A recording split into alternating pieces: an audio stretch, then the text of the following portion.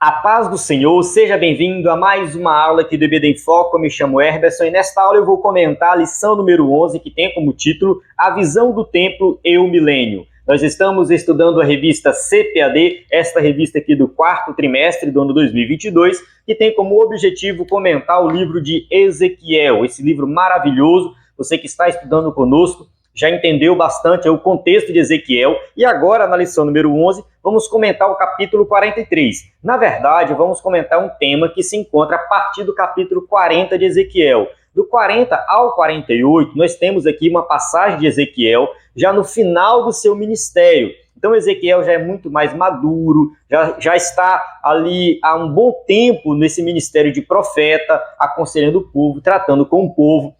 Já profetizou muito sobre a queda de Jerusalém, antes de Jerusalém cair. Jerusalém caiu, no caso foi destruído pela Babilônia. Ele profetizou também sobre o pecado do povo, explicando para o povo o motivo de tudo aquilo ter acontecido. E agora ele começa as profecias que falam da restauração de Jerusalém, de Israel, enfim, restauração da nação. Na verdade, essas profecias de restauração começam antes do capítulo 40. A gente já estudou aqui sobre o Vale de Ossos Secos, que fala sobre essa restauração. O capítulo 36 também fala dessa restauração. O Vale de Ossos Secos está no capítulo 37. E agora, no capítulo 40, ele fala de uma restauração da terra, restauração do templo, uma nova divisão da terra. A gente tem muita informação aqui.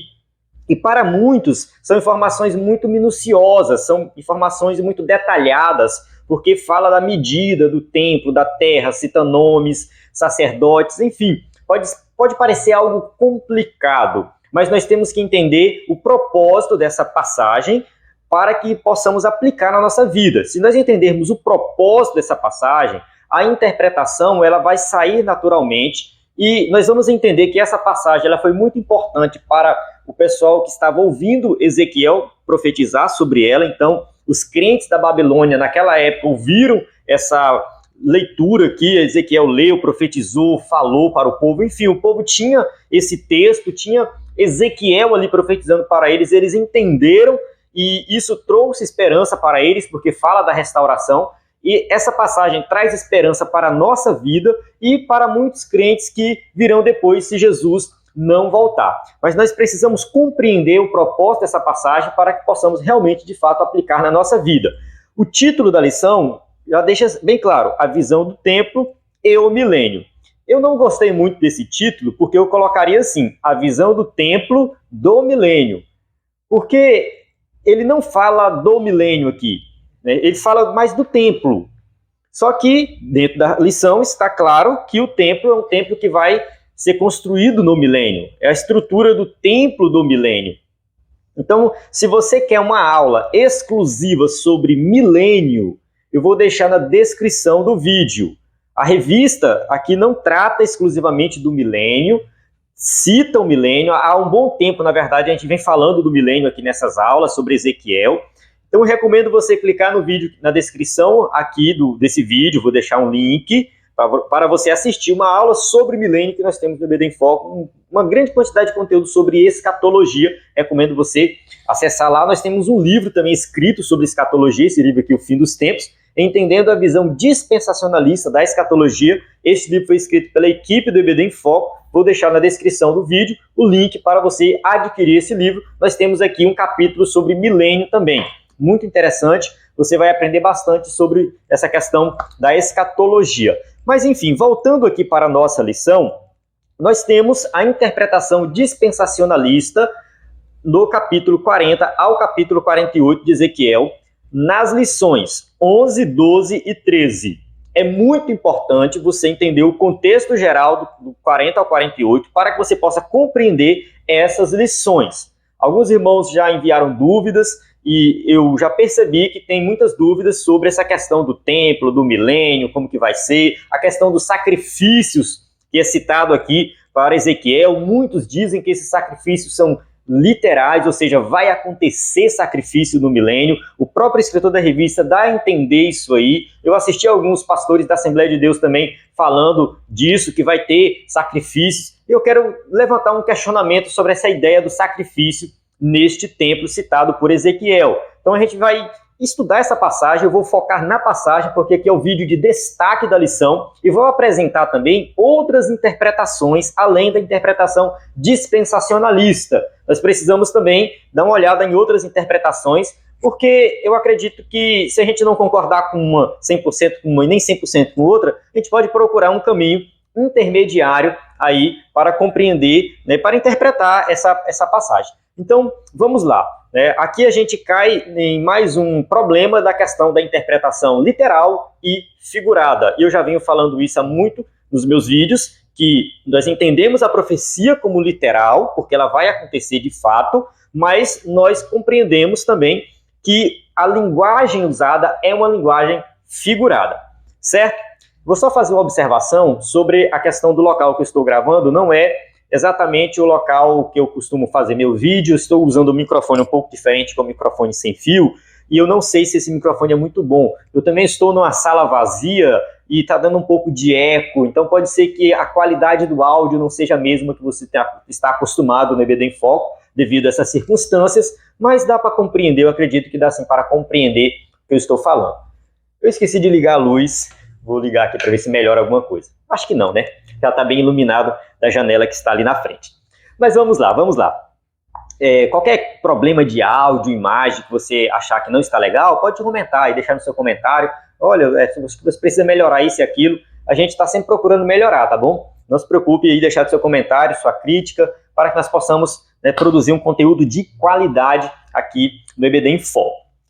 Bem, vamos começar aqui, vamos para a passagem de Ezequiel 40, ele começa assim: no ano 25º do nosso cativeiro. Observe que ele está 25 anos no cativeiro. Quando a gente volta lá para o início, vamos voltar para o início, aqui, ele fala assim, ó, logo no início, capítulo 1, versículo 1. E aconteceu que no 30º ano, aqui muitas pessoas vão dizer que é a idade dele. Tá? Não sabemos exatamente se é a idade dele. Aí no versículo 2 ele fala assim: no 5º dia do mês, do 5º ano do cativeiro do rei Joaquim. O rei Joaquim foi levado para o cativeiro junto com Ezequiel. Ou seja, ele começou seu ministério 5 anos após ter sido levado para o cativeiro. Então, calcula-se que ele foi levado mais ou menos no ano 597, começou a profetizar mais ou menos no ano 588, por aí, 89, 88. Essas datas muitas vezes não batem com quando você lê um livro, lê outro livro, mas é porque é aproximado, tá bom? Ele começa a profetizar no 5º ano e termina a sua profecia no 25º ano. Então, passa 25 anos desde quando ele chegou no cativeiro para a última profecia. Então, entre a primeira profecia e a última, 20 anos. Tá? O cálculozinho simples aí. Vamos continuar a leitura. No princípio do ano, no 10º dia do mês, 14 anos depois que a cidade foi ferida, mais uma informação, 14 anos depois que Jerusalém tinha sido destruída, naquele mesmo dia veio sobre mim a mão do Senhor e me levou para lá. Em visões de Deus, me levou à terra de Israel e me pôs sobre um monte muito alto. E havia sobre ele como edifício de cidade para a banda do sul. Aqui ele vai citar um monte muito alto que ele foi levado, e ele viu um edifício, algumas traduções falam uma casa, e tudo indica que aqui é o templo, de acordo com o contexto. Ele não cita a palavra templo aqui nesse versículo, mas depois ele começa a ter aí as informações sobre essa casa. No versículo 5, e havia um muro fora da casa em redor, e na mão do homem uma cana de medir de 6 côvados. E aí ele vai dando informações, vai falando dos degraus, das portas, das entradas. Esta casa é um templo. O templo foi destruído. Ezequiel faz questão de lembrar isso logo no início. Ele fala que foi 14 anos após a queda da cidade, ou seja, a destruição do templo, em que todos eles perderam a esperança, e Deus já havia prometido a restauração da nação nos capítulos 36 e 37, principalmente quando ele fala do Vale de Ossos Secos. O povo estava arrasado, sem esperança, aquela profecia trouxe esperança para o povo, e agora Deus entrega algo para o povo falando da restauração do culto. E ele continua com detalhes sobre esta casa. Ele vai falar das medidas e tudo mais, das entradas, né, das portas. Ele cita muito a questão das portas, a restauração das câmaras. E aí o mais importante acontece no capítulo 43, que é o retorno da glória de Deus para aquela casa, para o templo. Versículo 2, 43, versículo 2, que faz parte da nossa leitura bíblica em classe. Fala assim, ó, e eis que a glória do Deus de Israel vinha do caminho do Oriente, e a sua voz era como a voz de muitas águas, e a terra resplandeceu por causa da sua glória. Ele vai dizer que a visão é a mesma que ele teve lá no passado e tal, ele vai citar isso. Então, o que ele está falando? A glória de Deus saiu por causa do pecado do povo, e agora ela retorna para casa, porque esta casa agora será uma casa nova, santificada, e nela não vai entrar pecado. A gente tem informações muito importantes sobre essa questão da glória de Deus.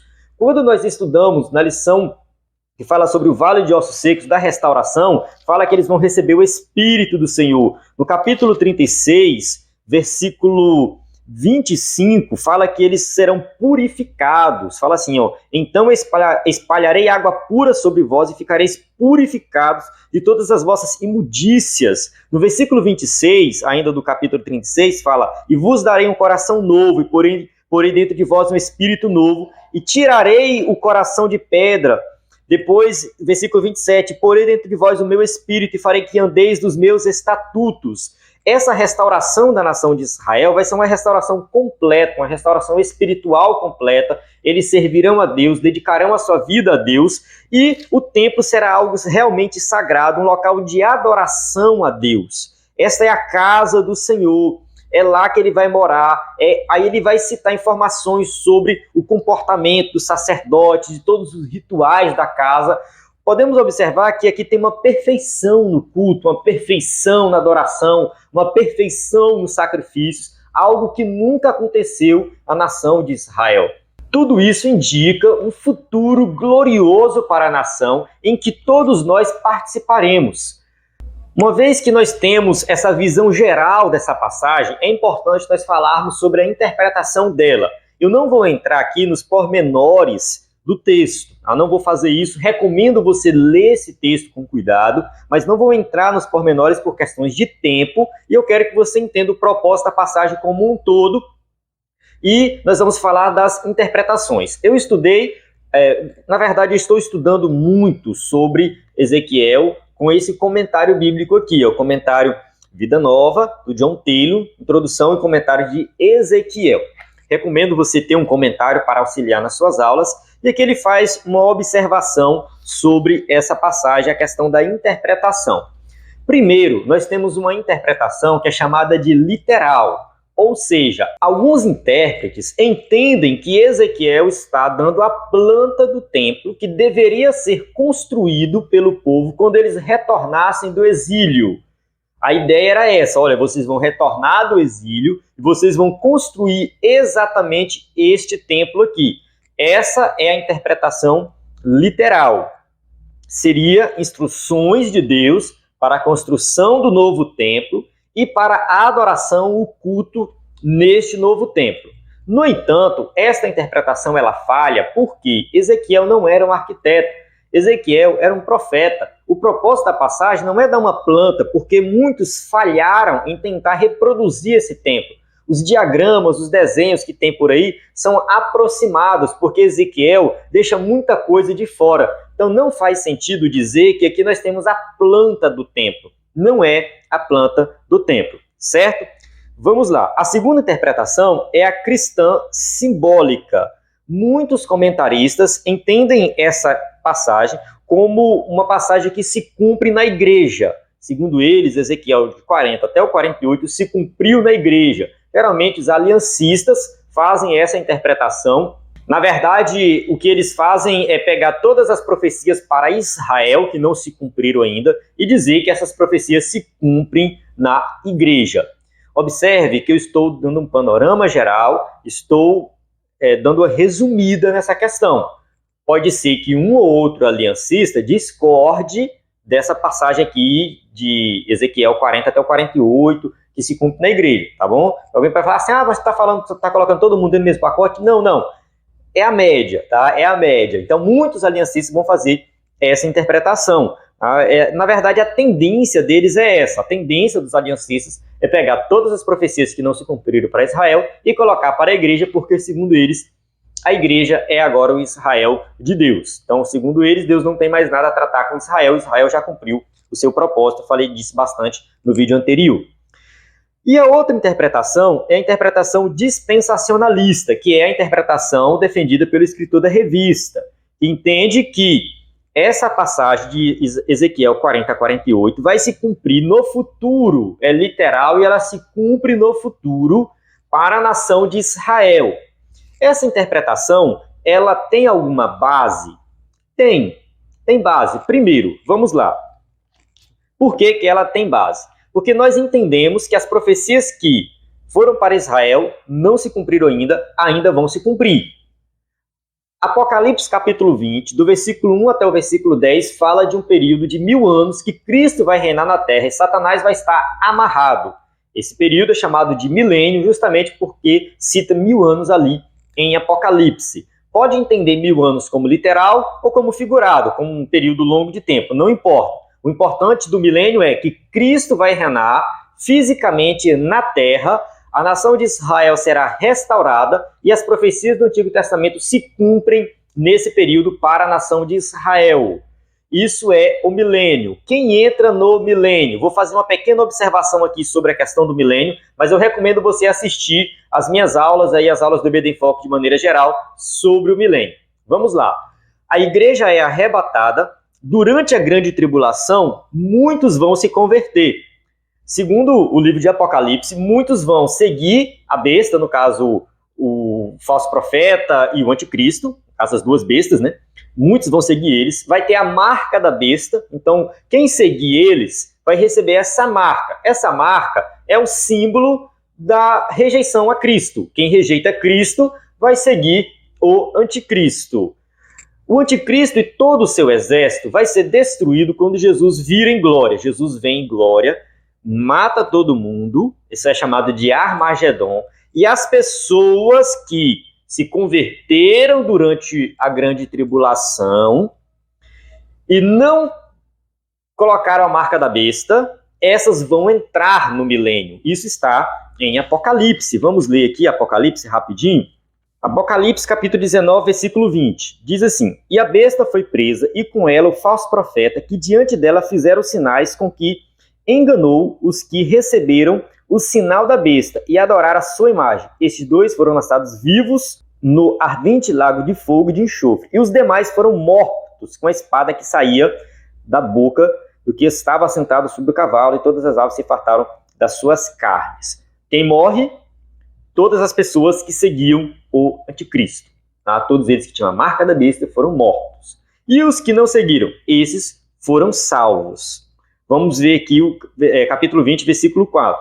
E vi tronos e assentaram-se sobre eles aqueles a quem foi dado o poder de julgar. E vi as almas daqueles que foram degolados pelo testemunho de Jesus e pela palavra de Deus, e que não adoraram a besta nem a sua imagem, e não receberam o sinal na testa nem na mão. E viveram e reinaram com Cristo durante 1000 anos. A gente tem aqui o reino milenar de Cristo, e quem participa desse reino que não recebe aí o sinal da besta. É nessa época que Israel se converte, e nós temos aqui as profecias do Antigo Testamento que falam de uma restauração completa da nação de Israel. Vamos ler aqui Isaías capítulo 2, versículo 2. E acontecerá nos últimos dias que se firmará no monte da casa do Senhor, no cume dos montes, e se exalçará por cima dos outeiros, e concorrerão a ele todas as nações. E virão muitos povos e dirão: Vinde, subamos ao monte do Senhor, à casa do Deus de Jacó, para que nos ensine o que concerne aos seus caminhos e andemos nas suas veredas, porque de Sião sairá a lei e de Jerusalém a palavra do Senhor. Observe que Isaías fala do monte, da casa do Senhor que vai estar no monte. Ezequiel fala também que a casa está no monte. E fala que Jerusalém será um local de adoração, referência em toda a humanidade. E virão muitos povos e dirão: vinde, subamos ao monte do Senhor. Os povos irão procurar Jerusalém. Zacarias também fala desse futuro glorioso. Zacarias capítulo 8, versículo 22. Assim virão muitos povos e poderosas nações buscar em Jerusalém o Senhor dos Exércitos e suplicar a bênção do Senhor. Então a gente observa que as profecias do Antigo Testamento apontam para esse futuro glorioso de Israel, uma nação restaurada, que será referência mundial na adoração. E tudo indica que lá vai ter um templo. É por isso que essa interpretação, que fala que é a interpretação dispensacionalista, que diz que Ezequiel, do 40 ao 48, acontece no milênio, ela faz sentido. Porque nós temos passagens no Novo Testamento que fala do milênio, e nós temos passagens do Antigo Testamento que fala do milênio, e essa passagem de Ezequiel se encaixa perfeitamente nesse período. Então, a gente entende que o templo de Ezequiel é um templo que não foi construído ainda, ele não foi executado, não é uma profecia simplesmente que se cumpre na igreja, mas é uma profecia literal que vai se cumprir no milênio. E nós temos aqui muitas informações desse templo, mas a gente tem que prestar atenção no propósito de Deus quando ele entrega essas informações. Deus não está aqui dando a planta do templo. Deus não está aqui dizendo que vai ter sacrifícios literais no templo. Não. Deus está passando informações assim: olha, eu cuido de vocês, eu cuido dos mínimos detalhes. Vocês estão sendo preservados hoje e serão preservados no futuro. Eu vou restaurar vocês e vou fazer algo perfeito, algo organizado, diferente de tudo aquilo que aconteceu no passado. Se no passado vocês não conseguiram cumprir minha lei, lá no futuro vocês conseguirão cumprir a lei. Se no passado vocês não conseguiram fazer um culto perfeito, uma adoração perfeita, no futuro vocês vão conseguir fazer essa adoração perfeita, porque eu mesmo estarei lá, eu vou guiar vocês. Deus está entregando tudo isso para o povo. Essa interpretação dispensacionalista, ela falha em um ponto. Eu digo falha entre aspas, porque nem todo dispensacionalista vai concordar com isso, que é o que o escritor da revista falou sobre a questão do sacrifício. No tópico 2.4, ele fala assim: como explicar os sacrifícios no milênio? Aqui ele vai citar a questão do sacrifício e tudo mais, e vai dizer assim que muitos vão interpretar isso aqui dizendo que esse sacrifício é memorial. Vai acontecer o sacrifício literal, vai lá, o sacerdote vai matar um animal sobre o altar de sacrifício e tudo mais, mas isso é um memorial do sacrifício de Cristo. Irmãos, venhamos e convenhamos, isso não faz sentido. Por que não faz sentido? Quando a gente lê Hebreus, né, vamos ler Hebreus, eu gosto muito de Hebreus, a gente teve uma revista sobre Hebreus, muitas aulas sobre Hebreus que você pode encontrar aí no EBD em Foco. E o próprio escritor da revista cita Hebreus. E eu sei que muita gente pode estar falando assim comigo: ah, lá vem tu discordando de novo do escritor da revista. Mas assim, o meu propósito aqui não é ficar concordando com o escritor da revista, é ir para a passagem bíblica e estudar a passagem bíblica, ver o que a passagem diz, né? O que a passagem está dizendo para nós. E se a passagem bíblica ela não esclarecer a questão da linguagem figurada de forma detalhada, a gente tem que procurar dentro da Bíblia como um todo. E quando a gente olha a Bíblia como um todo, o sacrifício de Cristo foi perfeito e superou todos os sacrifícios do Antigo Testamento. Então não faz sentido voltar. O que Hebreus diz? Hebreus, olha, assim, Hebreus 9, 10, é importante você ler toda a carta aos Hebreus, mas se você ler o capítulo 9 e o 10, eu acho que você já vai entender isso. Hebreus capítulo 9, do versículo 1 até o versículo 10, ele vai explicar como que era o sacrifício, o ritual de sacrifício no Antigo Testamento. E aí no versículo 11 ele fala assim, ó: mas vindo Cristo, o sumo sacerdote dos bens futuros, por um maior e mais perfeito tabernáculo, não feito por mãos, isto é, não dessa criação, nem por sangue de bodes e bezerros, mas por seu próprio sangue, entrou uma vez no tabernáculo, havendo efetuado uma eterna redenção. Ou seja, Jesus fez um sacrifício perfeito, eterno.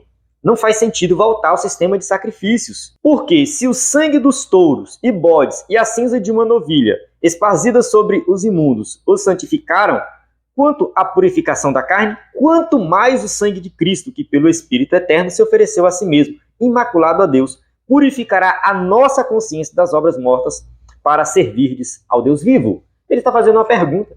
Se no passado o sangue de animais já purificava a consciência, quanto mais hoje o sangue de Cristo, que vem pelo poder do Espírito e tudo mais, ele é o mediador dessa nova aliança. Aí no capítulo 10, versículo 1, porque tendo a lei a sombra dos bens futuros e não a imagem exata das coisas, nunca pelos mesmos sacrifícios que continuamente se oferecem cada ano, pode aperfeiçoar os que a eles se chegam.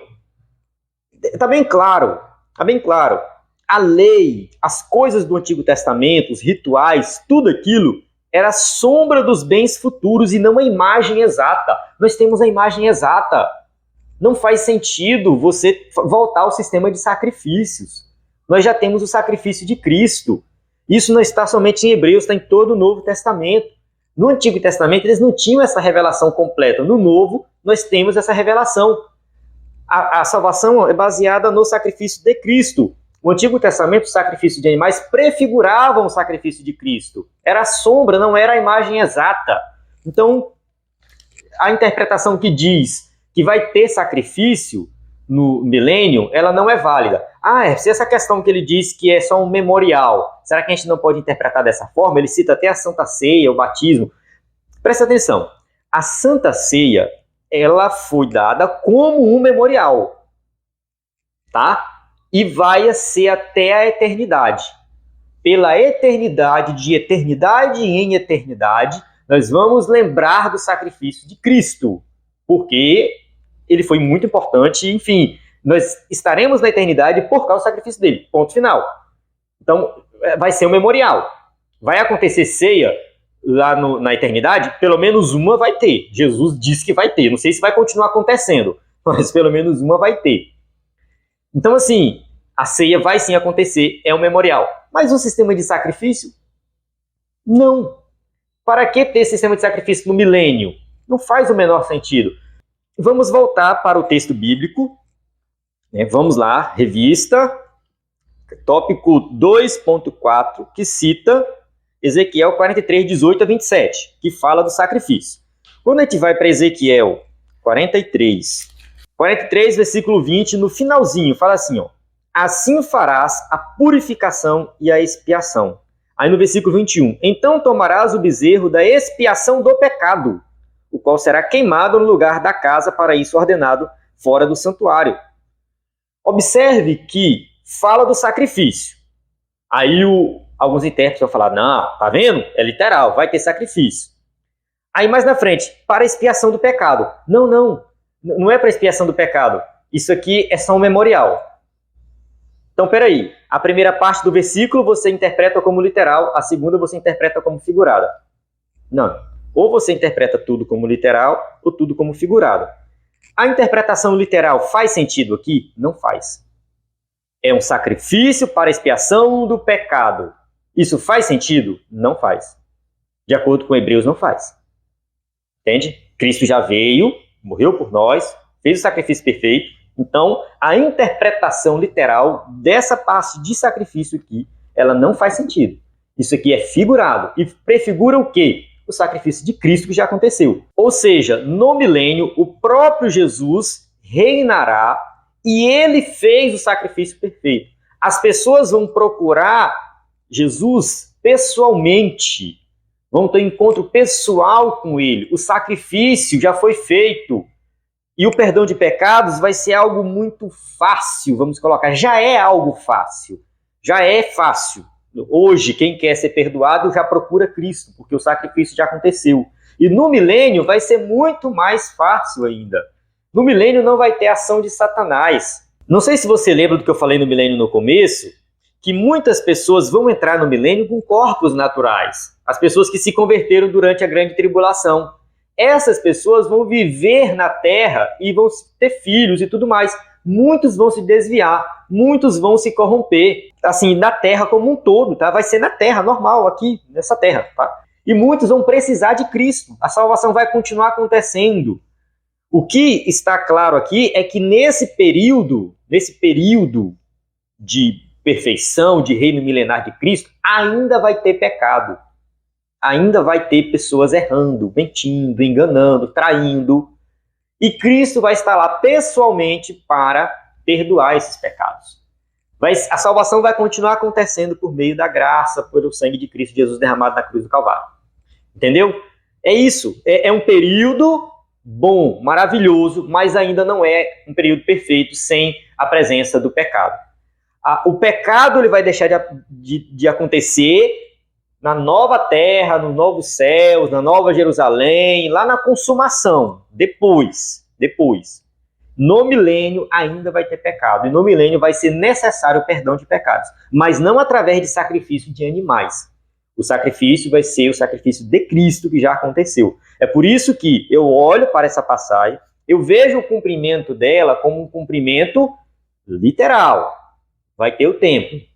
Mas os pormenores aqui são simbólicos. Indica a perfeição da adoração. E aqui nesse livro, ele fala da interpretação apocalíptica.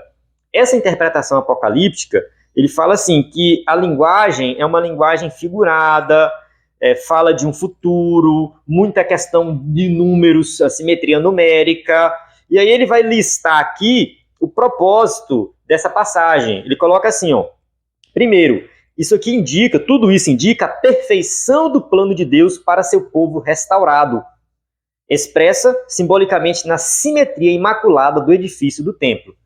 Então, todos esses detalhes do templo indicam o quê? Que Deus vai restaurar o seu povo de maneira perfeita.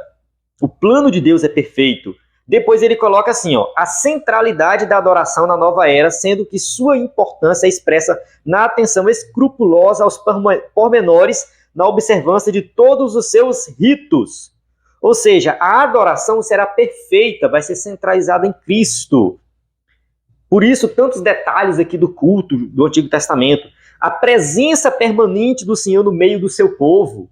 Isso aqui faz parte também do que está na passagem. Está indicando o quê? Que Deus vai estar presente para sempre no meio do seu povo. As bênçãos fluirão da presença de Deus para os lugares áridos. É algo que a gente vai estudar na próxima lição. Enfim, tudo muito organizado, cada um no seu devido lugar. Vai ter algo realmente muito bom quando Cristo reinar. Mesmo com a presença do pecado, mesmo acontecendo muita coisa errada, mas Cristo estará presente para perdoar os pecados, né, e oferecer salvação ainda por toda a eternidade. Amém?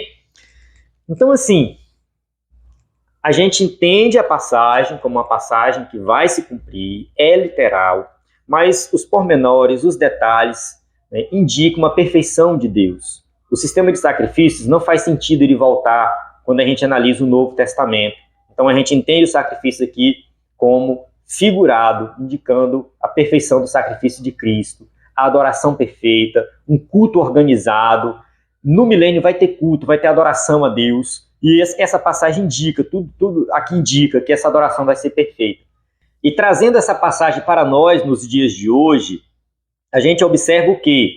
Que Deus ele está preocupado em cuidar do seu povo, em restaurar o seu povo, em proporcionar uma adoração organizada, um culto organizado. Deus ele quer ver o seu povo adorando, buscando. Ele quer estar no meio do seu povo, presente no meio do seu povo. De certa forma, essa passagem ela traz muitos ensinos práticos para a nossa adoração. Essa passagem fala do sacrifício do Antigo Testamento, mas que se cumpriu em Cristo, indicando o quê? Que eu e você nós podemos ser perdoados dos nossos pecados crendo em Jesus como Salvador. Que ao crer em Jesus como Salvador e ter o Espírito Santo dentro de nós podemos sim oferecer uma adoração verdadeira a Deus. Todos os pormenores da adoração colocada aqui, do sistema de sacrifícios e tudo mais, indica que nós temos que nos preocupar com cada detalhe do nosso relacionamento com Cristo, que Deus está preocupado conosco, cuidando de nós. Essa passagem falou com o povo naquela época e fala conosco nos dias de hoje. Indica um futuro para a nação de Israel, mas um futuro que nós participaremos. A igreja vai reinar com Cristo no milênio. Nós estaremos lá com Cristo no milênio, adorando, buscando a Deus, na presença de Jesus. Nós participaremos de tudo isso. Isso deve trazer esperança para a nossa vida. Nós como crentes, como cristãos, como aqueles que acreditam que Jesus vai voltar a qualquer momento, nós temos esperança de participar de todas essas promessas que estão registradas no livro de Ezequiel e em toda a Escritura. Amém? Eu vou encerrar aqui a aula. Essa aula, como você já sabe, é a aula de destaque do EBD em Foco, então eu não me prendo muito na revista, apesar de citar algumas coisas aqui, alguns tópicos, não me prendo, fico mais na passagem, destaco alguns pontos, e eu espero ter te ajudado, tirado suas dúvidas. Qualquer coisa, deixe o seu comentário, deixe sua pergunta, entre em contato conosco pelo WhatsApp, na descrição do vídeo nós temos o link para o site, nós temos o nosso WhatsApp, você pode entrar em contato conosco, tirar suas dúvidas. Estamos à sua disposição para ajudar no que for necessário. Se você ainda não se inscreveu no canal, clique aí para se inscrever. E no site do EBD em Foco nós temos também a assinatura para você adquirir os slides das lições. Então entre no site ebdemfoco.com e use slides na sua aula, tenho certeza que vai ser uma bênção. A paz do Senhor, até a próxima aula.